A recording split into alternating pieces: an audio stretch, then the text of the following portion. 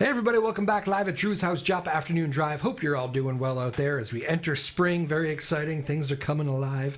Our guest today is Allan Haley, the man behind Real Life Stories. There's the promo there. Fantastic. Real Life Stories, it's a very cool thing. I'm going to let him explain it here because it's a unique way of taking in some very cool show, and it's right down the street here at the Firehouse Center for the Arts, which is, of course, one of my favorite venues around here as well. Allan, first of all, it's been 2 years. How did that happen? 2 years? I don't know what happened last year. I must have fallen off the boat or something. You don't call, you don't write? No, just kidding.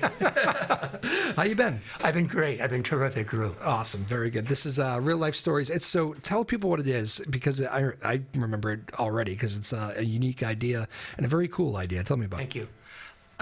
Real Life Stories is one of the main production of Silver Theater, which is my production company. And I realized a little bit ago, a little over 3 years ago, that there are, as someone ages in the theater, they get less and less parts. Yeah. Or they're assigned parts that are not age appropriate, or they get nothing. And they still have a lot to bring to a story. They've got a texture that they bring to it, that just all those years of experience. So Real Life Stories 3.0 is the third in the series of 6 10-minute plays, every performance. And the stories are about seniors navigating dangerous circumstances, actually, life and death circumstances, and sometimes funny things, dramatic things. All the actors are of an age. They're senior citizens. I think our youngest is 67. Our oldest is in their early 80s. Wow. Even some of the writers, the playwrights are seniors. So most of the directors are seniors. So what this does is it gets a lot of opportunity for seniors in our community to do what they love to do, to act, to be in the theater. Yeah, I mean, we've heard about that for, years and decades, about Hollywood in particular, and I think maybe in movies that resonates a little quicker. Sometimes you forget that at the level, at these plays, these shows that are going on at the local level all over, it's the same case, right? I mean, it is such a big issue that I know you're not going to fix it, but trying to address it is such a admirable task. Well, it's one of the, I look back on it, it's one of the most rewarding things I think I've done in my career. The actors love it, the directors love it. We try and make it an event, bring as many people into it as we possibly can. There are 6 10-minute plays, so if you don't like one, which I doubt, there's 5 others that you can enjoy. Guarantee you're going to leave the theater, especially knowing the last play, with a smile on your face. They're great stories. We were joking actually off the air. We were just talking about attention spans in 2025, and it kind of indirectly does kind of play into that, right? For somebody who likes to kind of, not my thing, move on to the next one. It's kind of a good spot for you, right? And it is, and it's a great variety. Yeah. Like I said, you're going to laugh out loud. You're going to have an awe moment, maybe even bring a tear to your eye. So yeah, they're a really great group of plays. Let me throw them at you. Can I give you the title and you can tell me a little bit about it? Sure, does that work? Happy to, absolutely. All right, and again, so March 28th, 29th, and 30th. That's correct. What time we go? Is that 7:30 on Friday, 2 o'clock matinee, Saturday and Sunday. Okay, cool. So, nice. 2 o'clock is right up my alley. There you go. Yeah, I don't stay up late very much anymore, so that's perfect. All right, let me throw some of these at you. Sure. The first day. First day. It's about it's a nurse recalling her first day on the job as a nurse, her very first day, where she has to do a very delicate thing on a very private part of a very grumpy patient. You will guarantee laugh yourself silly in that one. So this is a comedy. It's a comedy. Very good. All right, I like that. The Conversation Bench. Conversation Bench, that's completely opposite. It's a spy thriller. And there's an older spy and a younger spy. They're both a little bit dejected with their jobs. And there's a hit involved as far as who's supposed to do a hit. They're spies and they're professional killers. And as the story evolves, you find out more and more about them, and there's a very big surprise ending to it. Okay. You're a very good tease writer, I think, Allan. I think this is part of you. Is that a past life for you here? A little bit. Is it really? Yeah, a little bit. I kind of want to know more. We can go back to it. All right. Alone at Last. Alone at Last is one of my favorites. There are 2 adult senior actors in it and an Airstream trailer. Takes place in the 1950s. A man and a woman have been married for 30 years. They are out in the wilderness, alone at last, and they begin to find out about their relationship. And this trailer, this Airstream trailer, has a lot to do with that. Okay. All right. Very good. A serendipitous faux pas. Okay, that's another funny one. Older couple at a senior living center, just moved in, very prestigious. They're trying to impress people, and Amazon delivers a box to their front door just as people are starting to arrive. And the man of the house, he says, "Oh my gosh, I think that's something from the kids. It's a housewarming present." And they open it up, and it's not. And when they find out what it is, that's when the story really starts to take off. Wow. Excellent tease. Eddie and Edna. Eddie and Edna is more serious. Eddie is in his kitchen. His son visits him, Danny, and his wife also visits him. But we're not really sure if his wife is really here or Danny is really here. And at the end of the play, you're going to have to figure that out yourself, which one of them is here and which one isn't. Okay.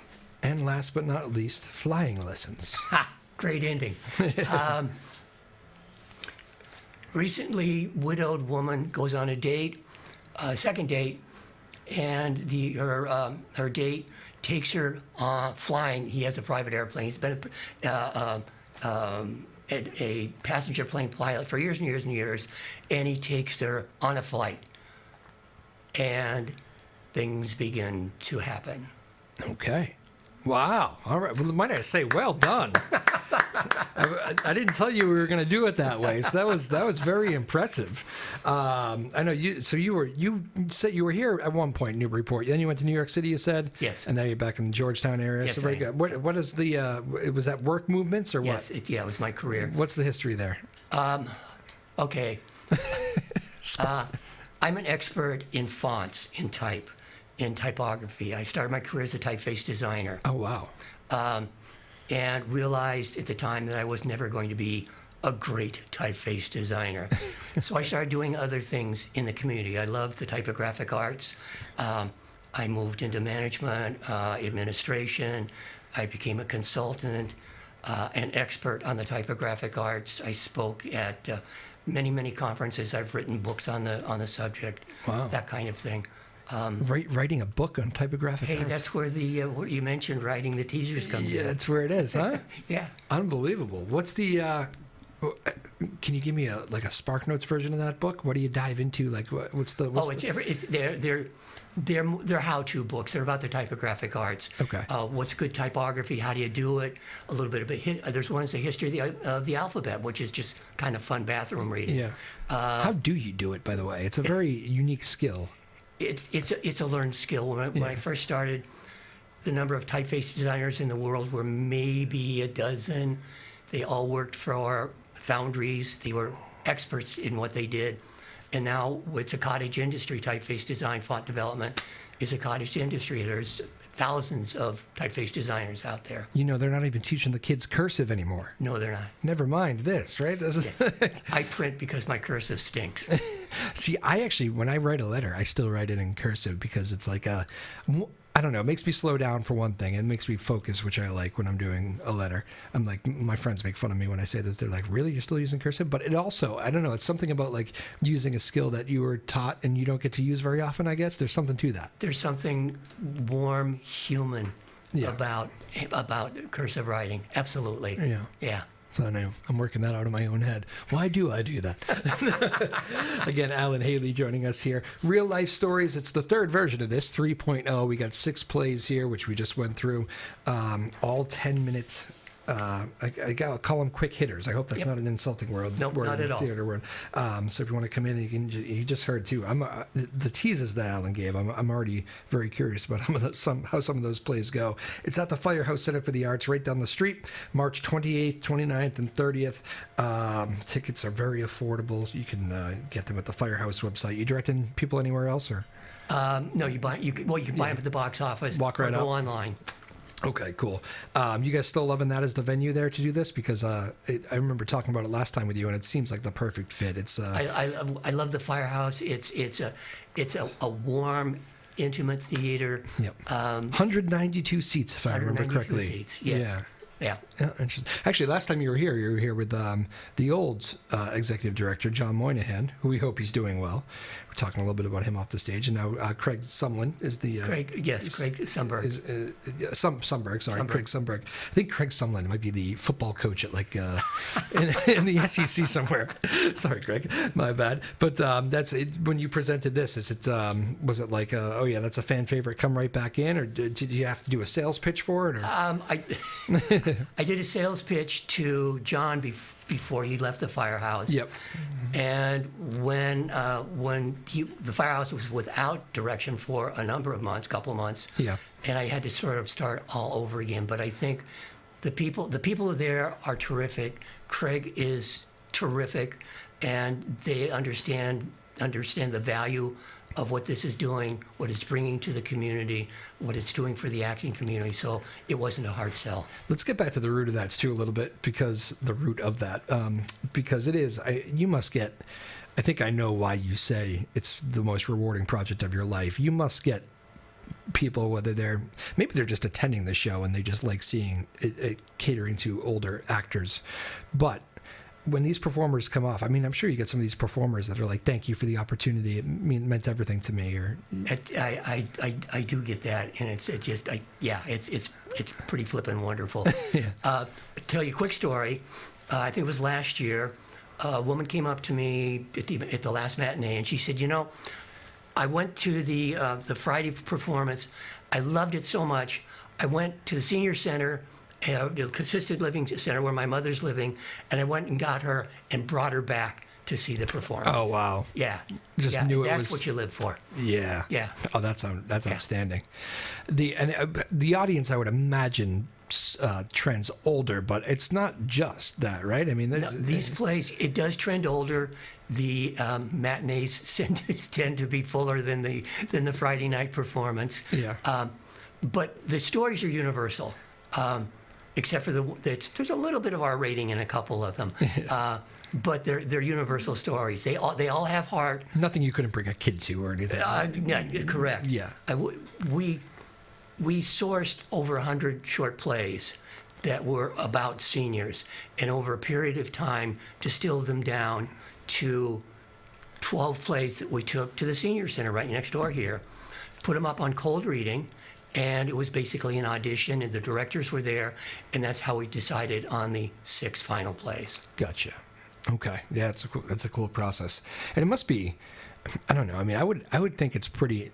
You grow up. It's funny. I always say, like, I joke around with my mother. She loves hearing it, but like, I always wish. It's funny, you know. Before I lost my grandfather, I feel like maybe I didn't when I was younger. I just wish I had more time with him. Like, I wish I, did more. And then, like, that's the natural thought when you lose somebody. And it is interesting when you watch. Like, it probably is just a good like respect for.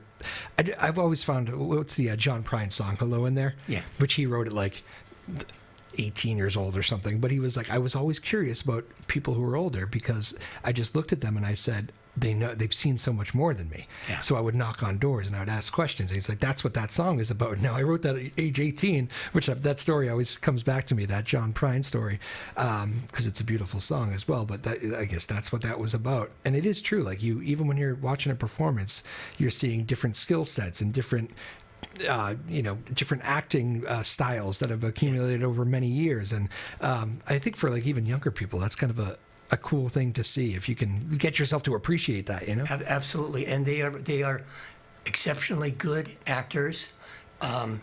there's a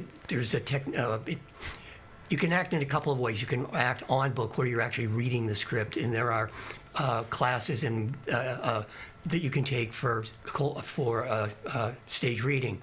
These actors are off book. It's memory. And if you're in your 70s and your 80s, even if you're just trying to remember 10 minutes, that's a lot. And they do a phenomenal job, absolutely phenomenal job. Yeah. Oh, it's funny. It's funny. I was surprised when Gene Hackman just passed away. Yeah. That he retired like 20 years ago. It's incredible. Yeah. It doesn't seem like that with that body of work, but that was part of it. You just, it's a hard job memorizing lines in it, and I'm sure he had other opportunities, but terrific actor too. He was, yeah. You can't say tragic at 95, but it is just because of I'm not even sure at this point. They're still kind of figuring out what happened. It's a little bit iffy. I know, but he was an amazing actor too. But this is such a cool thing you're doing. You said the Friday night is less attended usually? Is that? I wouldn't say that, but the matinees fill up quicker. Oh, now I feel bad. See, I love the matinees too, but I feel bad I said it that way now. You're really going to want to love to see the Friday night. Well, people probably Friday night's the premiere. The premiere. There you go. There you go. Interesting things happen on premiere nights too, they right? Do. All mistakes are purely intentional. I won't touch that. Real Life Stories 3.0 is this wonderful thing that Allan Haley has put together. Again, it's a play that is plays that are put on by all of these folks that are. What youngest age you said was? 67, I believe. 67, and it goes up to 82. 82. Yeah. Incredible thing, and you can get tickets right at the Firehouse here. Good way to end your March there, the last weekend here in March. So it's good that we've had you on. Is there a favorite? Do you get to say there's a favorite on here of yours, or something that surprised you? A different way to attack that question, maybe. I'd tell you which one it was, but the others might be listening. You're too funny. You answer questions in a very funny way for me. It's outstanding. All right. Well, very cool. What's you taking this on the road? You ever thought about it? No, we're doing it. That's been proposed. All the actors, everybody who's involved gets a stipend. But if you go on the road, it means they have to pay to act. And that's not the way one should treat a creative person. So no, we're homegrown. We're going to stay right here in Newburyport on the Firehouse stage. Gotcha. It is a cool stage. It's very cool. It's like it's just a nice. It's a great walking city, and that's for me, it's always I kind of think of it as like at the end of the main street. Yeah. It's kind of the beacon right before the water there that you get to go see a bunch of shows. And I like the mix. Is that something you take into account too? You want humor, you want serious, you want powerful. Oh yeah, we want a good cross section. Yeah. In fact, when we look at before we do the cold readings, we think we know which the top 6 are. Yep. Invariably, 1 or 2 of them drop down, and a couple come up because we hear them, we see them, and we're able to see what they're really like. It's very different seeing a play, hearing a play, than just reading a play. Yeah. And yes, we always try and have a cross section.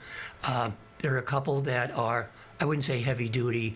They make you think a little bit. Yep. But they all have heart. They've got that. There are no skits, no silliness. Are you in charge too of? I bet there's a musician putting a set list together. Like you want to probably make sure you get the flow right. Is that a serious? Oh yeah, we've got. That's part of what I do. I've got a terrific stage manager. She is just lovely and does everything. Shout out to Amy Lejeune.